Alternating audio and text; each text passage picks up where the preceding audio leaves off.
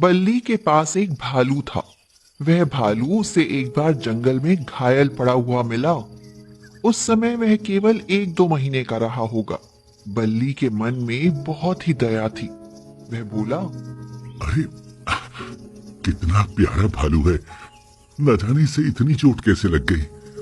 इसे मुझे अपने साथ ले जाकर इसकी मरहम पट्टी करनी पड़ेगी, वरना इस तरह से तो ये बेचारा मर जाएगा।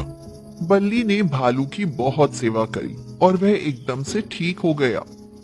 कुछ दिन साथ रहने से बल्ली और भालू में गहरा लगाव हो गया। इसलिए बल्ली का उसे छोड़ने का मन ही नहीं किया और फिर वह भालू बल्ली के साथ रहने लगा। भालू का नाम उसकी बेटी प्रीता ने झुमरू रखा। बल्ली की एक बेटी थी प्रीता। वह भी झुमरू का बहुत ख्याल रखती। एक बार बल्ली को लकवा मार गया और उसने बिस्तर पकड़ लिया। प्रीता परेशान होकर बोली, पिताजी, अब क्या होगा? आप अगर इस तरह बीमार रहेंगे तो मेरा और झुमरू का क्या होगा? बेटी की बात सुनकर बल्ली की आंखों से आंसू निकल पड़े। कहते हैं, जानवर इंसान से ज्यादा वफादार होता है। झुमरू बोल तो नहीं सकता था, लेकिन अपने जीवन दाता को इस हाल में देखकर बहुत दुखी था। प्रीता अपनी माँ की तस्वीर के सामने खड़ी होकर बोली, माँ, अगर आप जिंदा होती तो पिताजी का ख्याल रखती। अब ना आप हो और ना ही पिताजी ठीक है। फिर मैं अकेली क्या करूं? कुछ समझ नहीं आता माँ। उसकी बात सुनकर झुमरू ने उसके कंधे पर हाथ रखा। प्रीता समझ गई कि वह कह रहा है कि वह हमेशा उसके साथ है। 1 महीना गुजर गया। घर में खाने के लिए कुछ नहीं बचा। बल्ली का इलाज कराने के लिए भी पैसे नहीं बचे। प्रीता ने देखा कि झुमरू के खाने के लिए भी अब घर में कुछ नहीं है। वह खामोश आंखों से उसकी तरफ देख रहा है। वह भी बहुत भूखा है। प्रीता ने उसके सिर पर हाथ फेरते हुए कहा, झुमरू, तू उदास मत हो। मैं कहीं कोई काम ढूंढती हूँ। मैं तुम्हें भूखा नहीं रहने दूंगी। सबका पेट पालने लायक तो मैं कुछ काम कर ही लूंगी। प्रीता जैसे ही घर से बाहर निकलने लगी, झुमरू ने उसका कुर्ता पकड़कर अंदर खींच लिया और वह खुद वहां से बाहर गया और कुछ दूरी पर जाकर ठुमक ठुमक कर नाचने लगा। प्रीता उसके पीछे पीछे आई और बोली, ये क्या कर रहे हो झुमरू? ऐसे क्यों नाच रहे हो?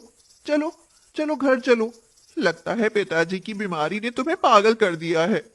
झुमरू का नाच देखकर वहां आते जाते बहुत सारे लोग जमा हो गए और नाच देखकर सब लोग उसके पास खड़ी हुई प्रीता को पैसे देने लगे। इसी तरह प्रीता के पास बहुत सारे पैसे इकट्ठे हो गए। जब झुमरू ने नाचना बंद कर दिया तो सब लोग वहां से चले गए। प्रीता ने झुमरू को गले लगाते हुए कहा, तुम कितने अच्छे हो झुमरू। तुमने मुझे काम करने से रोक दिया और खुद नाचने लगे। लेकिन देखो, हमारे पास कितने पैसे जमा हो गए हैं। अब हम में से कोई भूखा नहीं रहेगा और हम लोग ना पिताजी का इलाज भी अच्छे से कराएंगे। हाँ, चलो झुमरू, आज चाउमीन खाते हैं। तुम्हें भी बहुत पसंद है ना? झुमरू ने हाँ में गर्दन हिला दी। प्रीता के पड़ोस में ही एक लड़का चाउमीन बेचता था। जब भी उसकी चाउमीन बच जाती थी, वह झुमरू के सामने डाल जाता और झुमरू उसे बड़े चाव से खाता।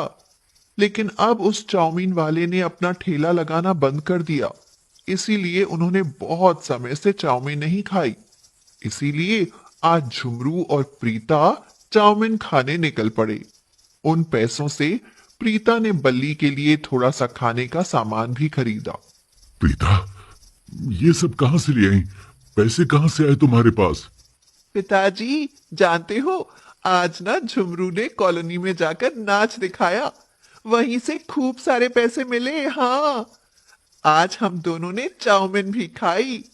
अब झुमरू रोज नाच दिखाने जाया करेगा। मैं भी उसके साथ जाऊंगी और उन पैसों से आपका इलाज कराऊंगी। बेटी, मैं कितना बदकिस्मत हूँ। मेरी वजह से तुम लोगों को कितना कष्ट झेलना पड़ रहा है। 17 साल की उम्र में ही भगवान ने तुम्हें कितना दुख दे दिया। प्रीता, झुमरू का ख्याल रखना। ये जानवर ऐसा नहीं है कि इसे सब प्यार करें। बहुत से लोग भालू देखकर डर भी जाते हैं, कहीं कोई डर के मारे इसे नुकसान न पहुंचा दे। नहीं पिताजी, मैं झुमरू को कुछ नहीं होने दूंगी। अब झुमरू और प्रीता रोज बाहर निकल जाते और जगह जगह नाच दिखाकर पैसे लेते। प्रीता झुमरू से बोली, झुमरू, ये जो हम रोज चाउमीन खरीद कर खाते हैं, इसमें तुम्हारा जरा भी पेट नहीं भरता। मैं सोच रही हूँ कि अब मैं चाउमीन घर में ही बनाऊं। फिर मैं, तुम और पिताजी तीनों भर पेट चाउमीन खाया करेंगे। ये सुनकर झुमरू ने प्रीता को ठुमक कर दिखा दिया। प्रीता उसे गले लगाती हुई बोली, मेरे मोटू से झुमरू, तुम कितनी जल्दी सारी बातें समझ जाते हो। अब प्रीता के घर की स्थिति ठीक होने लगी थी। थोड़ा बल्ली की तबीयत में भी सुधार आने लगा। लेकिन एक दिन झुमरू बीमार पड़ गया। वह कई दिनों तक ऐसे ही पड़ा रहा। उसने खाना पीना सब छोड़ दिया। वह जरा भी खड़ा नहीं हो पा रहा था। प्रीता डॉक्टर को बुलाकर लाई, मगर डॉक्टर भी कुछ नहीं कर सका। और एक दिन झुमरू उन्हें छोड़कर भगवान के पास चला गया। ऐसा नहीं लगता जैसे कोई जानवर मरा हो, बल्कि मुझे तो ऐसा लगता है जैसे मेरा बेटा ही छोड़कर चला गया हो। पिताजी, मैं कैसे रहूंगी झुमरू के बिना। मैं तो उसे एक पल के लिए भी नहीं भूल पाऊंगी। वो हमारे जीवन का सहारा था पिताजी। हमारा सहारा छूट गया। ये कहकर प्रीता और बल्ली फूट फूट कर रोने लगे। कई दिन बीत गए। झुमरू के दुख में घर में चूल्हा नहीं जला। बल्ली की तबीयत फिर से खराब होने लगी। बल्ली की स्थिति देखते हुए प्रीता ने खुद को संभाला और खाना बनाकर बल्ली को खिलाया और बोली, पिताजी, अगर हम इसी तरह झुमरू के शोक में डूबे रहेंगे तो खुद भी बीमार पड़ जाएंगे। फिर हमें कौन देखेगा। इसीलिए इस दुख से बाहर निकलो। झुमरू को हम कभी भूल तो नहीं पाएंगे, लेकिन उसकी याद को हिम्मत बनाकर अच्छी जिंदगी जीने की कोशिश करेंगे। प्रीता ने बल्ली को तो दिलासा दे दिया, लेकिन वह खुद झुमरू की मौत से अंदर तक टूट चुकी थी। ऊपर से अब घर चलाने की चिंता। अब तक तो झुमरू के नाच से पैसे मिल जाते थे, लेकिन अब उससे ही कुछ करना पड़ेगा। लेकिन आखिर वह करेगी क्या, यही चिंता उसे खाए जा रही थी। तभी उसकी नजर चाउमीन के उस सामान पर गई जो वह बनाने वाली थी।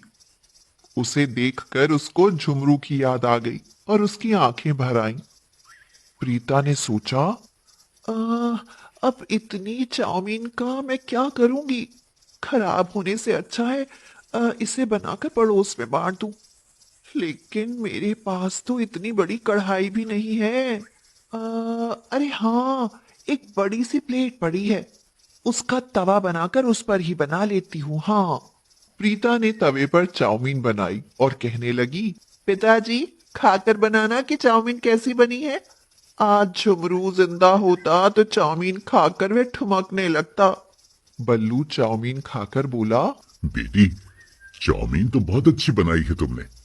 सच में चाउमीन वाले से भी बढ़िया बनी है। पिताजी, पहले तो सोचा था कि पड़ोस में बांट दूं, खराब हो जाएगी। लेकिन अब सोच रही हूं कि बांटने से मुझे क्या मिलेगा। इससे अच्छा तो मैं चाउमीन वाले के ठेले की जगह अपना सामान रखकर इसे बेचना शुरू कर दूं। वैसे भी अब वह जगह खाली है। क्या तुम कर पाओगी प्रीता? हाँ पिताजी, जीवन व्यापन के लिए कुछ तो काम करना ही पड़ेगा ना। अगर आप ठीक होते तो शायद मुझे कुछ करने की जरूरत ही नहीं पड़ती। प्रीता ने एक ठेला लिया और वहां तवा चाउमीन बनाकर बेचनी शुरू कर दी। एक ग्राहक ने पूछा, अरे ये कैसी चाउमीन है? भैया, ये तवा चाउमीन है। कढ़ाई की चाउमीन तो हमेशा खाई होगी, आज तवा चाउमीन खाकर देखिए, कढ़ाई चाउमीन खाना भूल जाएंगे। हाँ।